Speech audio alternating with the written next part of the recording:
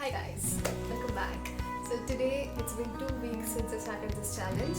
Let's have a quick recap.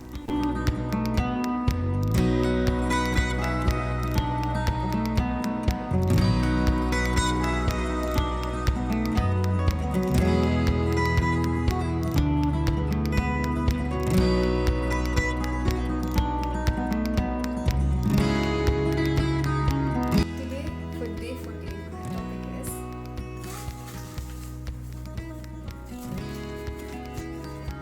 Sweden. Let's go.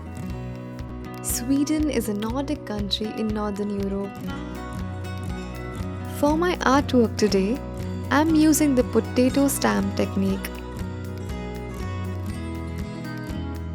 Basically, it's cutting chunks of potato, carving it out as per the desired shape, applying a layer of color, and there you go. Using it as a stamp as many times as you want. And here's another pattern with blue color and using it as stamp. It's a really easy and precise method to get desired shapes. So basically here are all the shapes I did with minimum wastage. More on these later. Now talking about Sweden, it is the largest of the Scandinavian countries. Scandinavia is the area occupied by Sweden, Norway and Denmark. The capital of Sweden is Stockholm, nicknamed the Venice of the North. Like the Italian city, Stockholm has many waterways and bridges.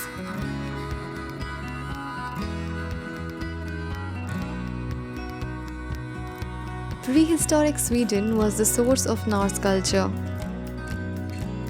Vikings were the seafaring Norse people from southern Scandinavia, that is present day Denmark, Norway, and Sweden.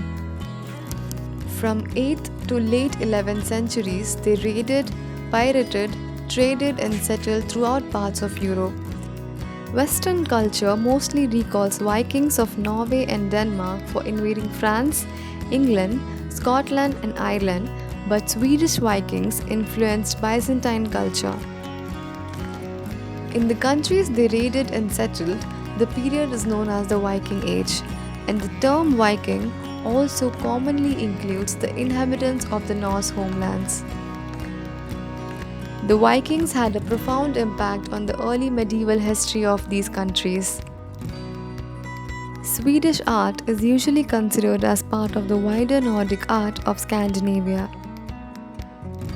The inspiration for my artwork today is Swedish folk art. Created by ordinary people untrained in any particular art field for symbolic and decorative purposes, folk art gives an excellent insight into local customs, beliefs, convictions, and history. Scandinavian folk art is very particular as it has developed rather separately from the mainstream of European trends.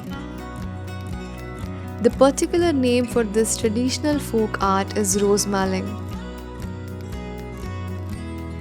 Rosemaling is a style of decorative painting on wood that uses stylized flower ornamentation, predominantly primary and secondary colors, scroll work, lining, and geometric elements, often in flowing patterns.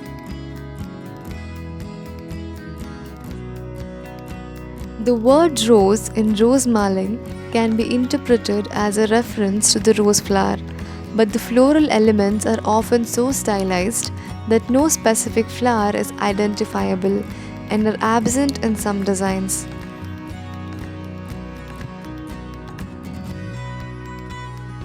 Rosemaling designs use flowing lines, floral designs, and both subtle and vibrant colors.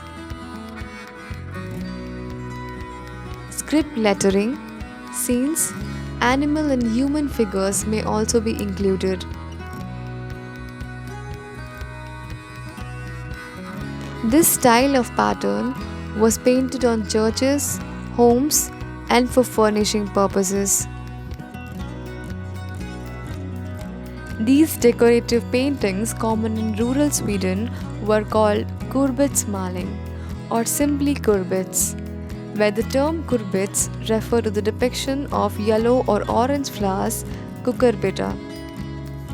Finally, I'm finishing off this rosemaling art with the national bird of Sweden, Eurasian blackbird.